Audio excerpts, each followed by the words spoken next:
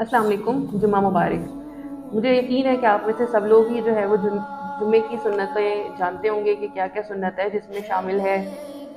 غسل کرنا، مسواک کرنا، اچھی خوشبو لگانا، تیل لگانا، اچھے عمدہ کپڑے پہننا، اور پھر جمعے کی نماز کے لیے مسجد کی طرف چل کے جانا،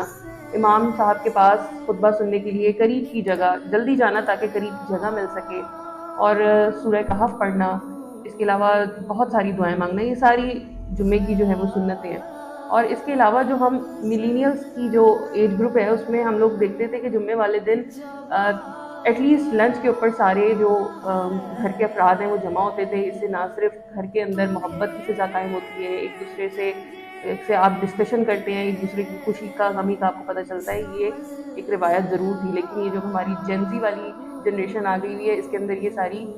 چیزیں نہیں ہیں، اور میں یہ نہیں کہہ رہی کہ سارے گھروں میں نہیں ہے، لیکن یہ جو ہماری ایک روایت ہے یہ بہت کم ہوتی جا رہی ہے۔ تو آج کی جو جمعے کی ایک طریقے کا آپ میں میسج کہہ لیں کہ اس یہی ہے کہ ان ساری چیزوں کو جو ہے وہ اپنایا جائے، اور اسپیشلی دن میں کوئی ایک ایسا وقت ضرور رکھیں جس میں آپ سارے فیملی ممبرز اکٹھے ہو کے کھانا کھائیں، کیونکہ اس کی نہ صرف حضور صلی اللہ علیہ وسلم کی حدیث بھی ہے کہ جو گھر والے اکٹھے کھاتے ہیں ان کے گھر میں بہت ساری برکتیں ہوتی ہیں،